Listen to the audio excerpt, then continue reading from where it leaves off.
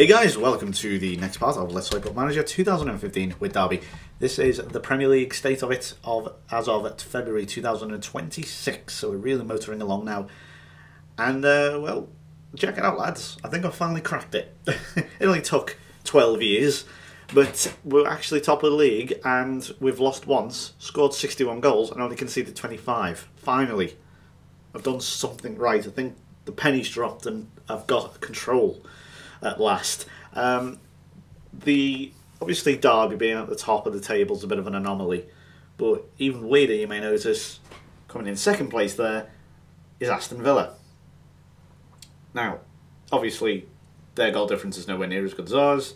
In fact, we have over double their goal difference, but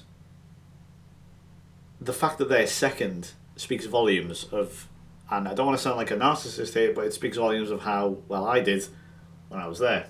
Let me explain if you're a new viewer or anything. I managed Aston Villa for, I think it was, what, 3 or 4 years? Let's have a look. In fact, I'll check myself because I don't know. Where was I? Yeah. Hired Aston Villa manager in 2018, sacked in 2022. So that was 4 years. And during that time, I brought in a lot of young players, obviously. Where am I going? I'm going on the schedule, sorry about that. Wrong part. Competitions, that's what I wanted. If I look at Aston Villa, you can tell from players like here, not the real player, Mohamed Salah, and players like, well, Jack Grealish, who, well, he's not young anymore, because he's young in real life, but he was fairly young when I was there. He's had nearly 100 appearances for Ireland. He's a Villa legend. He's unbelievable. Great player. Obviously being managed by David Moyes as well, but you can see with obviously Carlos Vieira was not my signing. He appears to have come in and just been an absolute revelation for them. He's one of the real reasons there, but obviously Jack Butland, who's great. Warren Steer here, who's a phenomenally good player. One of the best right backs on the game. Jordi Amat as well, who appears to be also excellent. Like marking 20, anticipation 17, you know, really good. Ogeni Onazi, of course, who's a bit older now. Who else have we got? In fact, let's have a look. It's more just to explain why, you know, why they're in second place. Basically, I'm doing this. They've also got Florenzi here, who's an awesome player. I'd highly recommend getting him in. He's very good. Controls games like crazy. Who else have they got? Adam Phillips is a good player. Robbie Evans, another player who brought in. Karim El Amrani. Obviously, not all of these players have, you know, made impacts and so on. But oh, there's a South Sudanian. Is that how you say it? I think it's South Sudan. Yeah, Sudanese. I don't know. Well, he's from South Sudan. Fair enough. And yeah, I'm quite staggered really how they're doing it. I mean, David Moyes. Who would have knew? There's Liverpool in third, Arsenal, City, United, Chelsea, and then Norwich and West Brom. Tottenham and Newcastle, yeah, not doing very well. Everton also down there. That's more true to real life, I guess, this time. Obviously, the struggle, well, at the time of recording this anyway, they're struggling. I don't know how they're going to be doing. Actually, no, yeah, of course they are. I'm actually recording that far ahead at the minute. Anyway, moving on. Transfer history. Let's see who we've brought in then. So, as I mentioned at the end of the last video, I've sold 2 players in. Jack Grimmer, made a slight profit on him of 700k and, you know, a couple of years service. And Ryan Eastman, I unfortunately had a bit of a loss on him. He was nowhere near the player I thought he was going to be. Yeah, nowhere near as good. Then we got rid of a load of players. So Alex Smithies has finally gone. He's 35 years old. He's in the late Nordic reserves. You can kind of see what level he's at now, basically. Pedro Suarez, not quite the player I thought he was going to be. He's at Real Valladolid. I mean, it was a punt on a free transfer. Didn't really work out. You know, from a Real Madrid player, I thought it's worth a go, innit? But nothing happened. Let a load of young players go free. Obviously, I'm sending players out on loan. You know, younger players like Haroy and Vuko, Hunt, Thompson, Watson, McPherson, who you'll see in a moment here, Barker, and so on. And Daniel Francois. Now, this was ridiculous. I've actually gone ahead and actually mentioned this in a previous video. Sorry, in a future video. I'll mention this again in a future video. But this is a problem which has if I could point to one and one only problem in Football Manager 15, I find players, and honestly, I've had very few problems with FM15 over the last month or two, but there is still one, and it's not player interactions. That's a whole kettle of fish. But this is the problem. You see, Francois. I didn't want to sell Francois. In fact, he was fine, and then Man United came in, put a bid in. I just naturally rejected it, thinking nothing of it, and then he was upset that I rejected it. I don't get it. Why was he upset? There was no reason to. And, you know, I can't figure out. I mean, I've made that nice £6 million profit on him. But he was fine. He was doing very well here. And he was like, no, I want to leave. I was like, well, for what reason? What? And he just wouldn't. And it just made no sense to me. He just all of a sudden. And I know there's the idea that players can, or that teams can unsettle players, but all they did was put a bid in for him. You know, I didn't get it. I just did not get it. Just a strange thing. The way it's just the way weird how the game works. Anyway, moving on. Players were brought in. This is Patrick Mayer. I like the look of this guy. 10.75 million from Borussia Dortmund. Cost a pretty penny, but let me tell you, this guy is going to be great. Looking at him, bloody hell! I just realised Dortmund took a big loss on him. Holy shit! He looks absolutely dominant. Classic German centre back. You know, 6'3", loads of strength, big jump and reach. Positioning's great. His marking's great. His anticipation's great. His work rate's great. Fitness is good. Obviously he's young, so his fitness is going to be good. He's not even got bad acceleration for a tall man. You know, excuse the cliche, but he is. I tell you what, he's very good, and I really like the look of him. This is another one. I can't believe I got this guy for free. Check this guy. He's unbelievable, ladies and gentlemen. Mr. Michael Vernon. He is what a winger this guy is. 18 acceleration, 17 pace. I was able to get him on a free again. I mentioned in the last, might have been, well, the last video by 2. At the end of every season, you get a notice, obviously this is FMC, you get a notice saying here are some of the players that are available on free transfers that have been released. And there's almost always the best player will be listed near the top. And this guy was released by, I think, Chelsea. Yeah, Chelsea. He came through their ranks, loaned them off for a few years. And just never bothered to play him. Maybe they thought he deteriorated, I don't know. But, I mean, looking at his loan spells, and Middlesbrough there, he seems to have done quite well. Watford, he did okay. That's as a sort of 18, 19-year-old. Probably even younger, dare I say. And, yeah, he just looks great. He just looks really, really good. My type of player, I can get behind a fast, heavily determined winger. It's just, I like these players. People say, oh, pace abuser, oh, this shit. I mean, yeah, sod off, it's not FIFA. But I don't know what it is. I just like fast, pacey wingers that are a bit tricky, and for free. He's English as well, and something which I'll show you in a second in relation to that. He's just, I think he's not going to be an all-round cracking buy, I really do. Now this one, you're laughing here going, oh God, what have you done? Yeah, Gareth Bale. I thought, right, okay, let me explain. He's 36 years old. He's obviously not going to be the player he is now in real life. In fact, you can see that. Look at the big red arrows here. He's not even good enough, supposedly, for the squad, according to our scouts. But check, his merchandise must be going through the roof. In fact, I'm pretty sure at the end of the season, what I'm going to see is here's the merchandise report, and his name will probably be at the top for shirts sales. Replica shirts with his name on it or something or other. Would not surprise me at all. He's still good, and I like the experience. Tutoring as well. The good thing about tutoring on FMC is that it happens automatically. Basically you bring in an experienced striker or experienced midfielder, younger players are just naturally going to learn off him, which I think is quite good, because that should be how it works. Not necessarily on the full Football Manager, just if it's going to be a real life replicator, that's how it works. You bring through a few players from the under-18 to train with the first team, and then they're learning. I look at, for example, with Liverpool right now, You know, you bring in the likes of Jordan Roster, Jordan Williams, Jay Ojo, Jordan Ibe from the lesser teams, and then you train them with the likes of Steven Gerrard and Daniel Sturridge, I guess, to a lesser extent when he's not injured. You know, and you learn so much from these players, and it's like, you know, you're just happy to be around. And I like that, because that's how it works, and the game seems to have captured that, at least FMC has, at least captured that sort of essence of learning quite well, and that's probably one of the few times I can point to FMC and say, yes, it's done that bit well.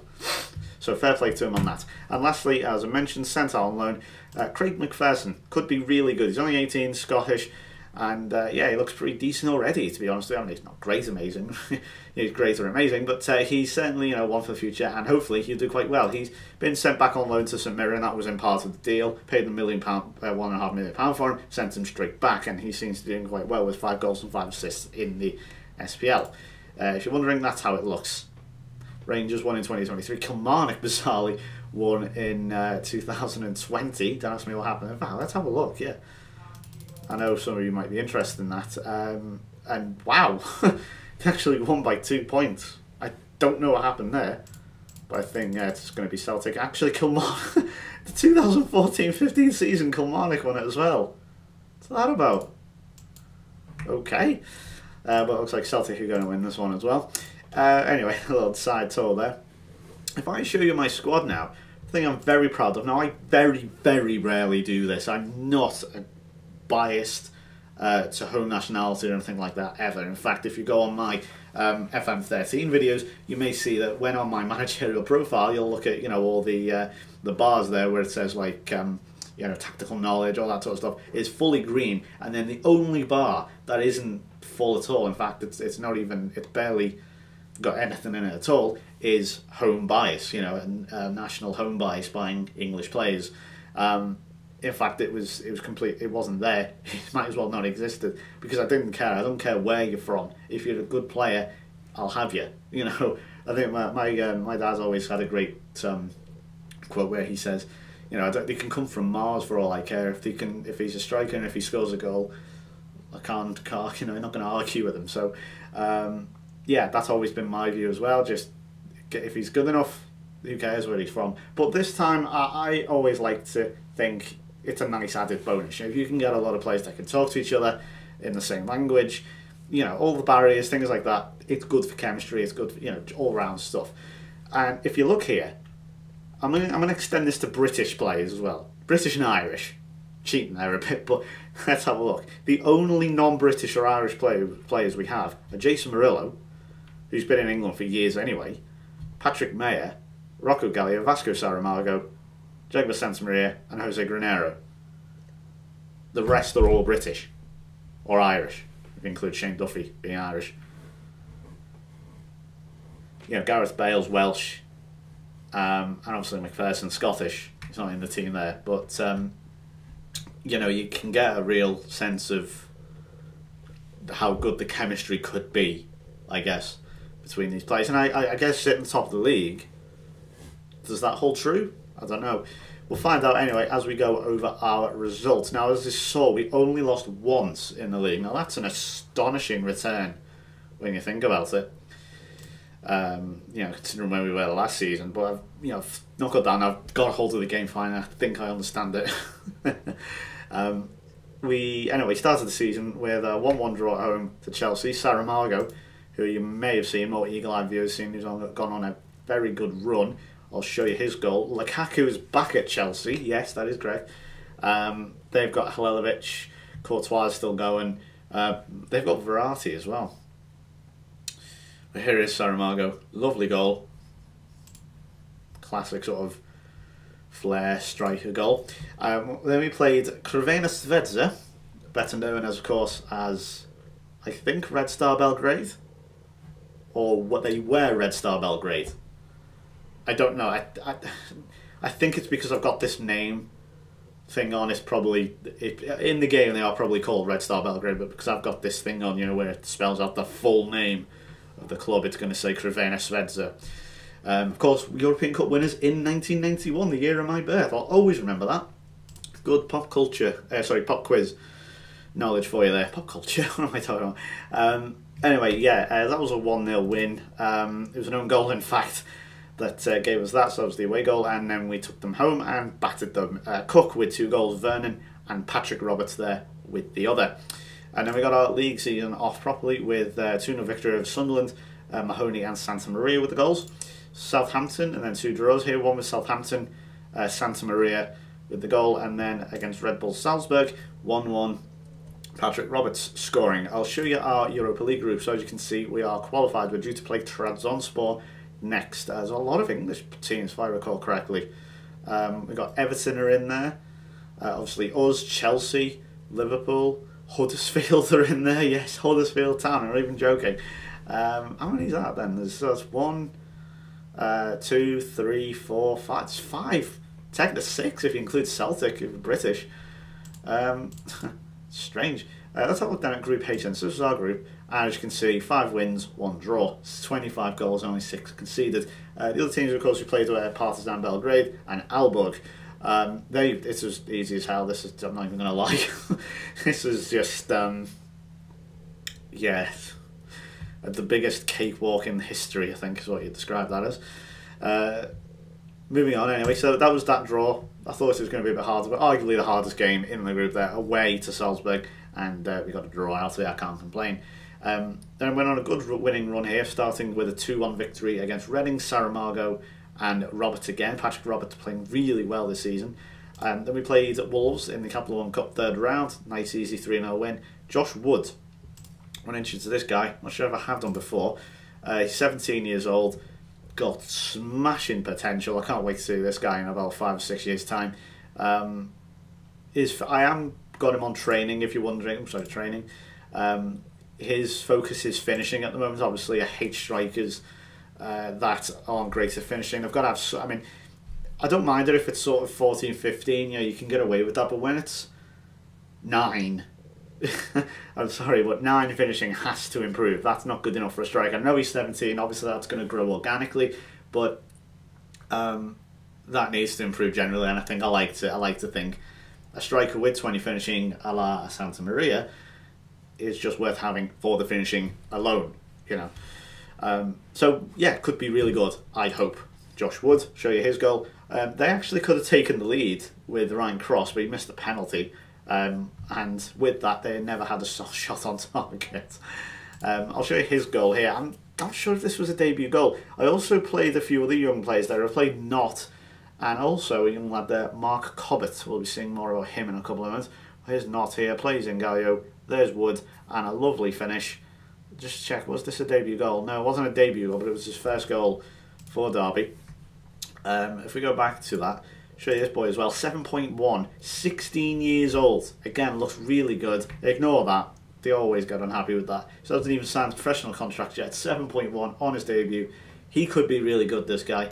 Where's he from? From Leicester, so not too far away from Derby. But yeah, I'm thinking potentially Knott and Cobbett could be, you know, the one to the partnership to break that sort of Poyet-Cook centre midfield partnership, which I've got at the moment. That's obviously, I mean, Cook and Poyet, they're entering their peaks now, I think. If we look here, I think, yeah, beat Tottenham 4-3, we'll come to that in a second. Let's have a look at Poyet. Yeah, he's 30, so he's just about peaking. And Cook, I think, is about to be a few years younger, so we go on his profile. Yeah, he's 28, so he's just entering that peak phase now. So that should, yeah, I think maybe about 5 years or so we'll probably start to see a transition of Poyet and Cook leaving, Cobbett and Knott coming in. I mean, I might bring someone else in, I don't know, we'll see. 4-3 anyway over Tottenham. Mahoney with 2 goals, Cook and Santa Maria with the goals. Let's have a look at the timing on this one, because, yeah, Cook penalty in the 77th minute. Cracking game, this one. I won't show you the goals because we'll be here all day. 6-1, one of the more dominating wins, excuse me, of my FM career so far. Rocco Gallio really turning up to the party with 4 goals. Bale on an 8.2. Stuart Perry also scoring, bit of a forgotten man. Cobbett and Knott, look at that, Knott, 19 years old. Look how much he's worth already. He's not even that great, if I'm being honest with you. He's decent, but he's not amazing. Cobbett, 16 years old. First European game, he gets an 8.7. He outplays, potentially, Gareth Bale. That's impressive. Daniel Francois with an 8.4, just an all-round good performance. Galio again on the score sheet as we beat Swansea 1-0. But then, unfortunately, go back to St James's Park, and as ever, Blues. Mahoney scored, but Granero had a bit of a shocker, and unfortunately let us down. Moving on to the Europa League, 5-2, so that's 11 goals in 2 games. Stuart Perry with 2, Vernon with 2, and Saramago with 1 as we thrash Partizan Belgrade 5-2 in Serbia. Wayne Knott again, an 8.6 from him. He really is shaping up to do very well indeed in this team. I really hope he comes on good. We played Liverpool 3-1. We beat 3-1, I should say. Murillo scoring, Lingard off the bench, and Meyer. So 2 centre defenders getting on the score sheet there. Of course, this is our new stadium as well. In case you're wondering, it's not Pride Park anymore. I'm going to go on record and call this the iPro Stadium because it has a sponsorship attached to it. It's better than some of the shit. Like it could have been Bloomer Stadium or Clough Arena. I think Nottingham Forest Stadium is actually Clough Arena, which is very interesting. Unfortunately, we lost into Liverpool, so they got their revenge against in the previous game on penalties, 2-2. Stuart Perry and Josh Wood, again, Wood scoring. Unfortunately, Michael Lee Bulmer, 22. I really like this guy. I think he's really good. Liverpool don't seem to rate him, but he does score some big goals. 85th minute. Gareth Bale, can you believe it? Missed. Wayne Knott scored an own goal. I'll show you Knott's own goal. I'll show you Wood's goal that put us in the lead. They played virtually a full-strength team. I didn't. You can see Fisher playing, Todd there, Bale obviously. But yeah, there's Coutinho, who's I think he's a legend. In fact, I don't even know how that's. I mean, he obviously slides in and puts it into his own net, but unlucky really for Knott, not as if he did it on purpose. Lovely ball from Fisher there, and Wood knocks that one in. So he's really getting going now. Went to Old Trafford and got a draw. Saramago scoring, Francois playing against his future employees there, of course. We then played Partizan at home, won 3-0, an own goal. Patrick Roberts and Jason Murillo with the goals. One day I'm going to say Jason Derulo instead of Murillo, and I'm going to look like an idiot, just a slip of the tongue, naturally. Lingard's got us a point as we played Hull. Probably should have won that one, but never mind. We made up for it with 4 goals against West Ham at the Olympic Stadium. Yes, they are indeed playing at the Olympic Stadium. Demarai Gray, Vasco Saramago and Jagobar Santamaria with the goals. And again, another thrashing, then the Europa League, this time against Red Bull Salzburg as Rucker Galio scores 2, Knott, Lingard and Perry with 2 as, again, just an absolutely dominant performance. I think we're well qualified at this point, but this really put the seal on it. 1-0 victory over Leeds, Callum Cook with the goal. I know where there's a bit of a derby, Leeds as a penalty. Never mind, I was going to show you the goal, but it's a penalty. Then we had a couple of draws. 2-2 at the Emirates isn't too bad. Vernon and Galio with the goals. In fact, I just might show you these actually. Yeah, that's right. We actually came from 2-0 down. Oscar playing Tom Proctor, who is a ridiculous regen. He's not ridiculous, but he's a very good regen. That was handy. Got a point out of a pretty poor situation. And then a 1-1 draw against Aston Villa, and they certainly proved to be dangerous opposition. Jack Grealish with the goals. In fact, I'll show you both goals here. Matthias Beck there, as you can see, playing at the back for Aston Villa with the man of the match. No, Rocco Galio probably should have played him over Santamaria. Well, I say that, he put his corner. Oh no, didn't, never mind. I take it all back, never mind. Yeah, I probably should have played Galio in front of Santamaria. But look at that. I mean, can someone say Lallana versus Swansea? It just, I mean, you never get goals like that. But Diego Payet should be doing a lot better there. He couldn't really. I mean, it blames the goalkeeper who'd be disappointed to be beaten at his near post, but really Diego Payet should be clearing that. Don't know what he's doing. And then again, a nice thrashing to round off the Europa League draw, group stage draw, I should say, as we beat Alberg 4-1. Cook, Wood scoring again. Todd, I think that might even be his first goal, and Stuart Perry. I'll show you Paul Todd in the 90th minute. As you can see, they did not have a single clear-cut chance. Cobbett played there. Unfortunately, he got injured in the 58th minute. Not ball in. Paul Todd in the yellow kit here, as you can see. First ever goal for Derby County. Absolutely delighted for the lad. No, he is not related to Colin Todd, unfortunately, if you are watching Derby fans. But Paul Todd, really excited about this guy. 20 years old. I've probably pointed him out 1,000 times. But honestly, he's another one to watch out for. Really good. His potential could lead him to be a bit better than what I think he will. But again, I use him time and time again because he is the original. But Jason Malone from FM12, that type of player, not brilliant, but by God, he plays his heart out for the team. Then a couple of away draws here. 2-2 against Norwich, Gallio and Saramago. And then 1-1 against Everton, not scoring. I'll show you his goal. 7th minute. And then, again, Everton Sutar with a reasonably late goal. If they got. So there's Joel Veitman, someone who I would definitely recommend you getting. I've probably said that before as well. Check this out for a hit. Oh, lovely. Really pegged that from Wayne Knott. His first senior goal. I'm not quite sure if that was... Yeah, actually, yeah, it probably was. I'm thinking about it. Trying to keep up from where I was.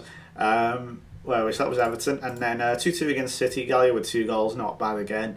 And then we went on a cracking run of wins here. As we beat Huddersfield 3-0. That is Europa League level Huddersfield. Perry, Vernon and Mahoney with goals. Sunderland's at 3-1. Check out this run as well. 4 away games. What's that about? As Poyet, Vernon and Gallio with the goals.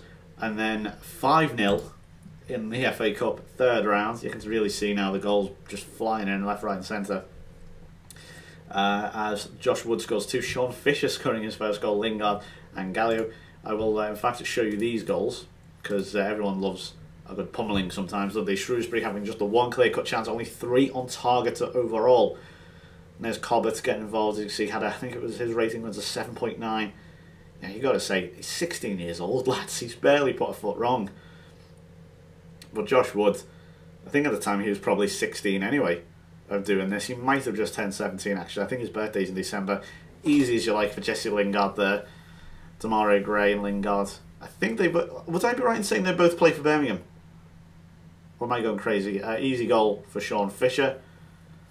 Someone who I really didn't have down as making the grade, if I'm being honest. But he, again, like Paul Todd, or what Paul Todd could do, easy finish there for Gallio, could very well just be a player you have just because he plays for Derby, he likes and sports Derby, you know.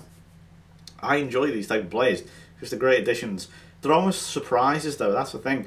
Like, you don't expect them to do well, but then when they do, you feel like you've contributed in some way to this player being, you know, making the grade, as I say. So yeah, it makes you feel good inside when you see a player like that do well. There's Wood, lovely finish, not to Cobbett to Wood.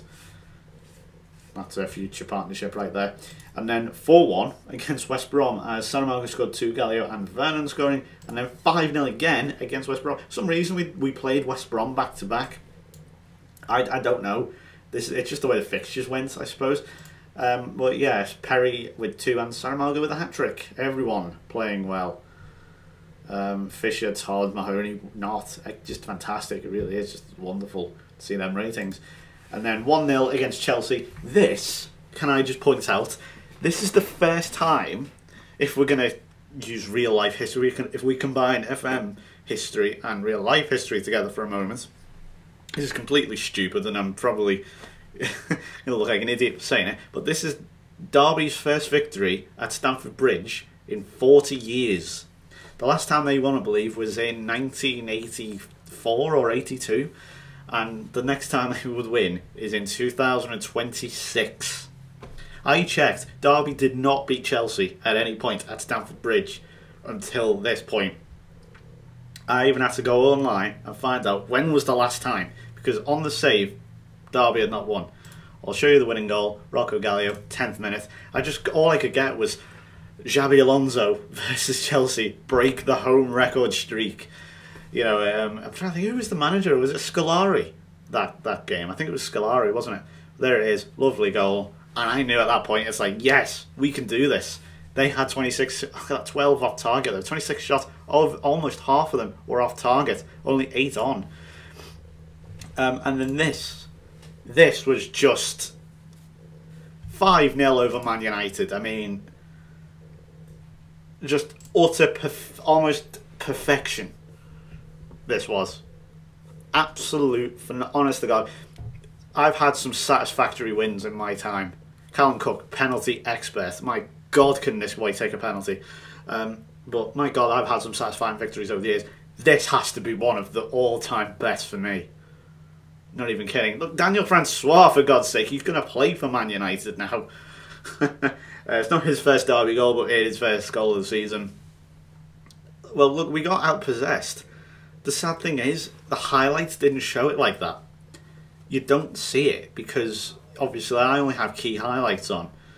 And anything key really was us. I mean, they only had one clear-cut chance. You know, you can have 61% possession. You know, I look at Liverpool and Everton do this. Not necessarily Liverpool nowadays, but certainly a few months ago.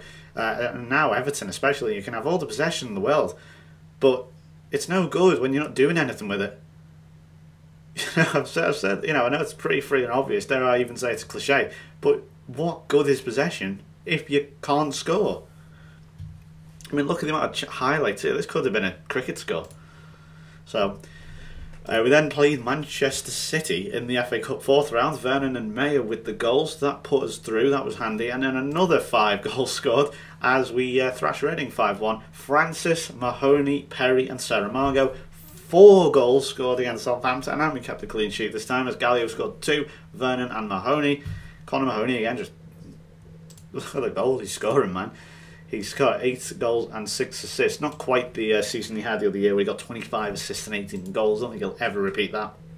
But he's certainly getting his fair share again. And unfortunately we lost that winning streak there as we drew 1-1. Conor Mahoney again scoring. But Vinko Vardic, remember him, the Aston Villa youngster I had? He's yeah, scored against us, obviously, because that's how the game works.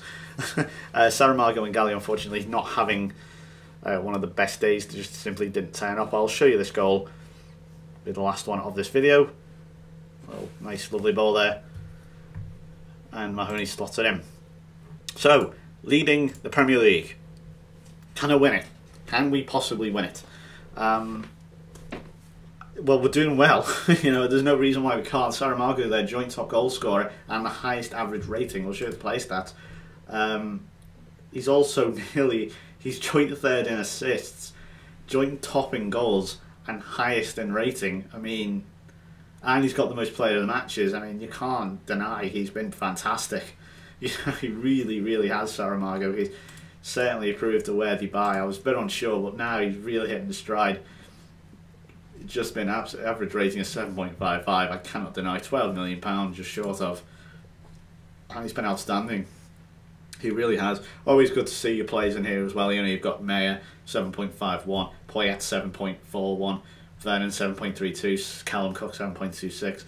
I love this partnership in the centre midfield of Cook and Poyet. I just love it. I really, really do. They complement each other so well. Poyet in the defensive role, Callum Cook in this roaming playmaker role, and they just get it right almost every time. Obviously, I know Poyet let a goal in against who was it actually? He let a goal in one of the highlights there, but you know, apart from that, they've done very, very little wrong, and even our finances are looking good. You know, 3.8 in the balance and £7 million in profit for the season. So everything is looking very, very rosy as of now. In terms of what's happening next, we're due to play Reading in the FA Cup, and we're going to play Trabzonspor in the Europa League knockout round first. Also, the first knockout round. That's going to be coming up. So I will see you then at the end of the season. Could we do a treble? Well, we're in it. No reason why we couldn't. Thanks for watching.